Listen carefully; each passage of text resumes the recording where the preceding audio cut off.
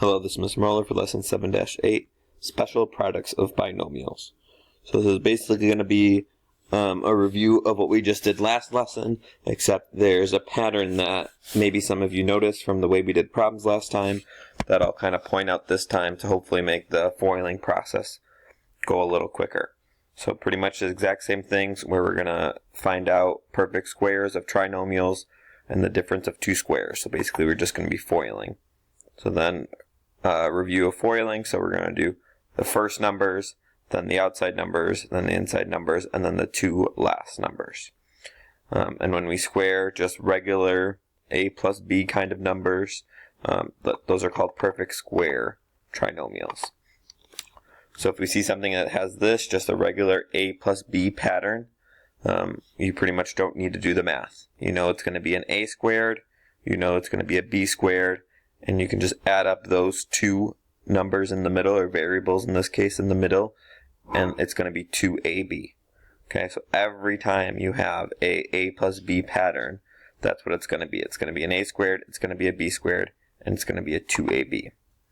So for example here, I can already tell you that the answer for this is going to be x squared plus 6x plus 9. And let's make sure that we did that correctly. So if I'm foiling this out, so I have x plus 3 times x plus 3. Remember how the last slide said, a squared, well, our a in this case is an x. B squared, or b in this case, is a 3. 3 squared is 9. And then 2a times b. So 2, 3x is going to be a 6x. So if I FOIL this out, there's x times x for x squared.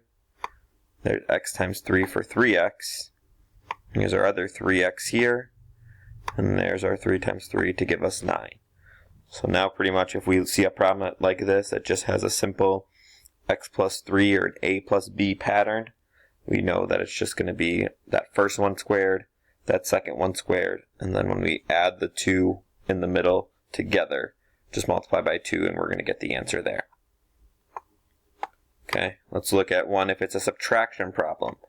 So now this one, pretty much going to be the same thing, where we're going to square that a, square that b, combine those two terms, except now our answer is going to be a negative 2ab. So we see this here, here's our x minus 6 and x minus 6. So right away I can tell you the answer is going to be x squared minus a 12x plus 36. Let's see if I'm going to be right. So there's my xx, so x squared. There's a negative 6x. There's another negative 6x, which is going to give us that negative 12x. And there's my 6 times 6, giving us a positive 36. There's one more case that we would do this in. And if we're trying to find area of something special.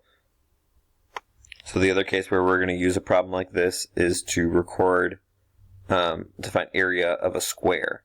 So if we're ever doing something where it says, something like this, where to find area of a square is a times a, well then we take off this other square here, that would be b times b, and then you can kind of flip it around and manipulate it however you want to find area of weird shapes. So this isn't exactly a full square because it's missing that side. When we're looking at it in FOIL terms, it would look something like this. So if you have an a plus b times an a minus b, well really those two middle terms are really going to eliminate themselves.